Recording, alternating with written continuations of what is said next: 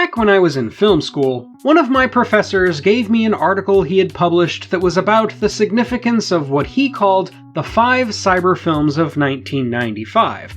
5 big-budget, high-concept Hollywood movies that dealt with the emergence of the internet age.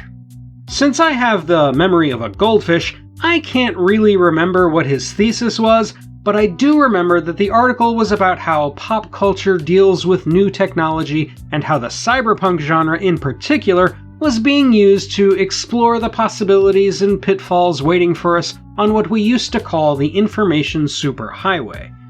Since 1995 is now 30 years behind us, I thought I should revisit the topic and talk about these 5 cyber films. They might look antiquated and even a little ridiculous now, but back then, they were on the cutting edge of sci-fi cinema, and today, they are more relevant than you might expect.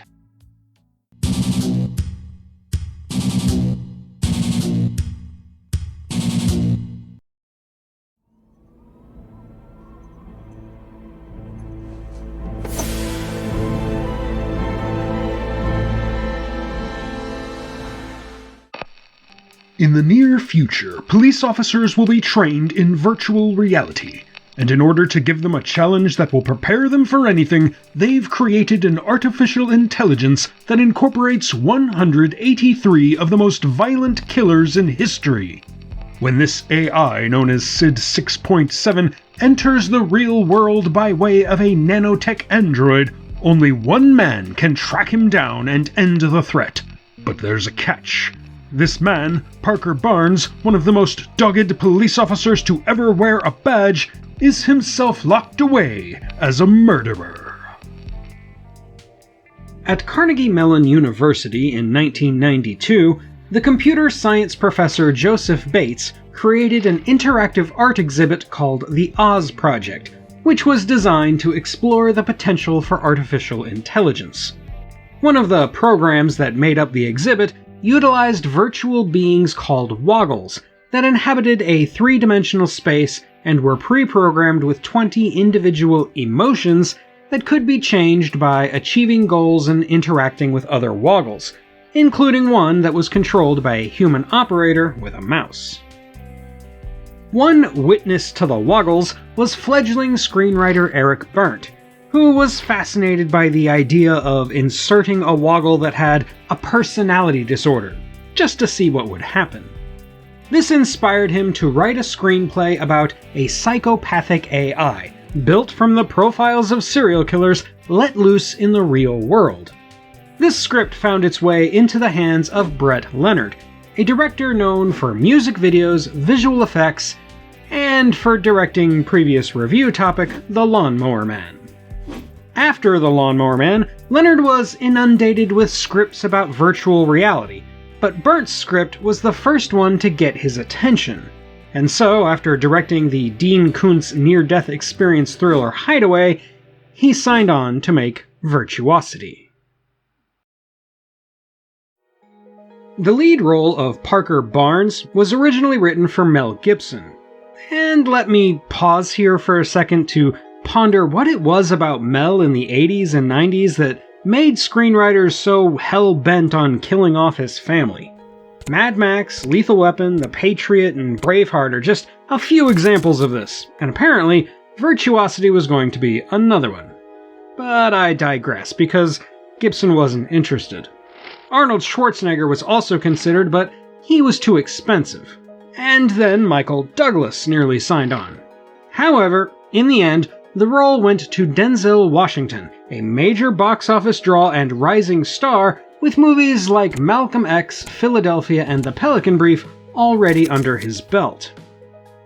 To play opposite him as the primary villain, Sid, they initially considered Kevin Spacey, who would go on to play the serial killer John Doe in Seven, which released just a month after Virtuosity. Spacey was a hot commodity at the time, though, so they had to look elsewhere. Caroline, why don't you eat something?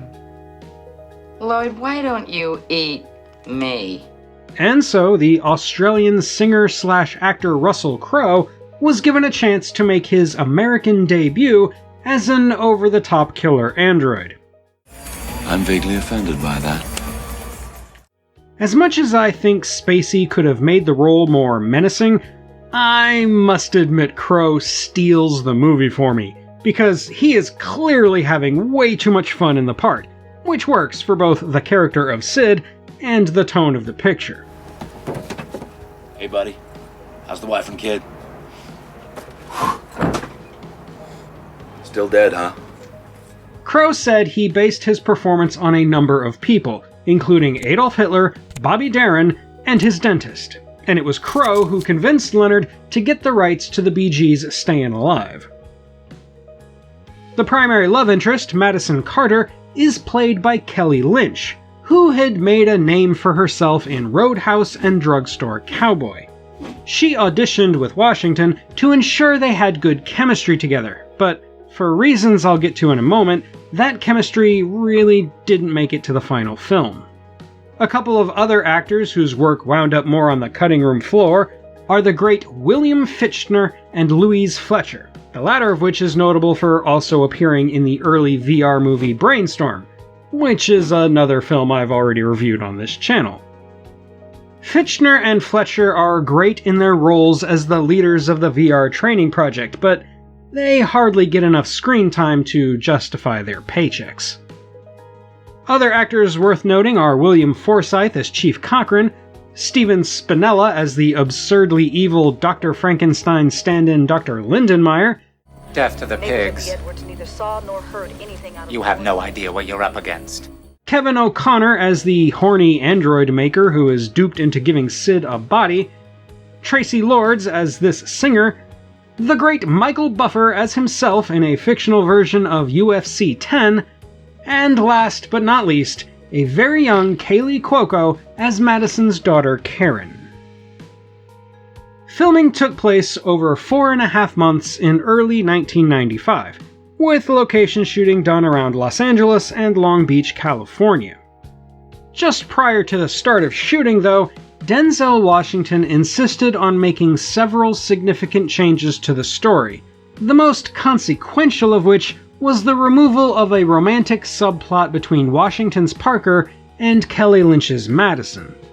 According to Lynch, this change was made for racial reasons, because Washington didn't believe audiences would accept a black man getting romantically involved with a white woman, which is the same reason he gave for downplaying any romance in The Pelican Brief a couple of years earlier.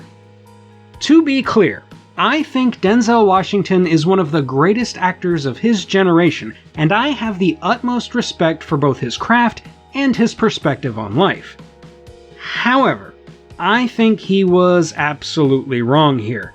The character arcs for both Parker and Madison are rendered almost null by this one change, and when you take away the character dynamics of two of the main characters, you kinda take away the story's heart and soul. Put simply, I think Washington unintentionally sabotaged the film over race, and that's hard to forgive. Meanwhile, the visual effects were put together by Brett Leonard's own company, L2, and though the vector-reliant style may look dated by today's standards, or at least the standards of 10 years ago, they were nevertheless pretty impressive in their time, and a big leap forward from the far less convincing graphics of Hideaway just a few months earlier. Virtuosity released on August 4th, 1995, to a pretty cold critical reception. It also failed to resonate with audiences, only grossing $24 million domestically against a $30 million budget. Plans for a sequel were quietly shelved, and though he was bitter about the movie's failure for years, it did help Russell Crowe get his foot in the door in Hollywood. I think I'm gonna like it here. The movie did slightly better on the rental market, and has a small but dedicated cult following today, leading to the Vinegar Syndrome treatment earlier this year, with the release of a 4K Ultra Blu-ray remaster that is apparently well done. For me, I do enjoy Virtuosity as a product of its time, and I think it has a wealth of really interesting ideas that are, admittedly, buried beneath several layers of 90s cheese and action movie cliches. In some ways, it can even be seen as a precursor to better and more influential films like The Matrix. I think it failed though because it couldn't find the right balance.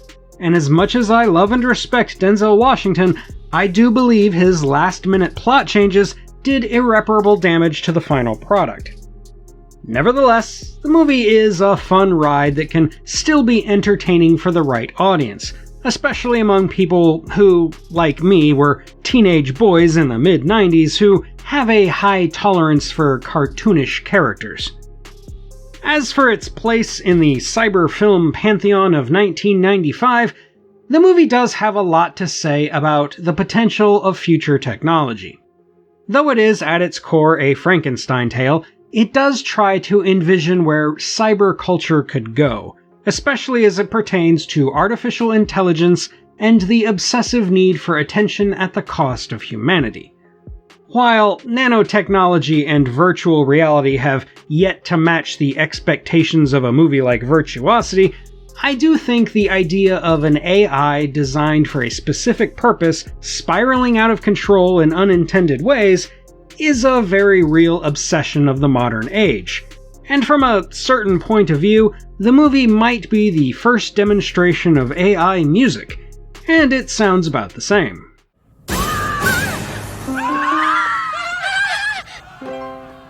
I find the Death TV segment particularly telling, as it feels more like a modern-day live stream than it does a live television broadcast. Sid is essentially murdering for likes, and you don't have to dig too far into modern true crime to know that people are doing that kind of thing today, albeit not quite as theatrically. Where's my audience? Where's my audience? Sid can be seen as an avatar for the kind of sociopathy that has sprung forth from the internet, a being that has emerged out of the soup of the most vile things out there to taunt us and haunt us.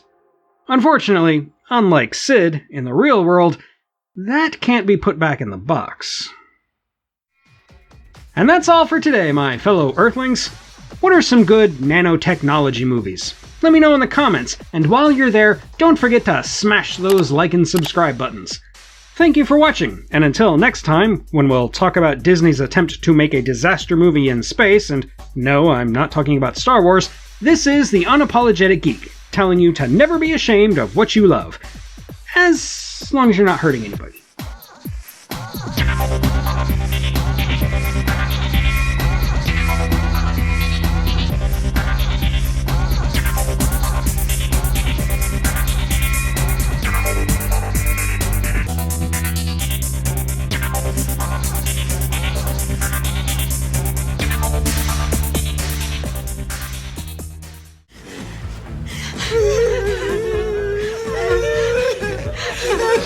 Shut up!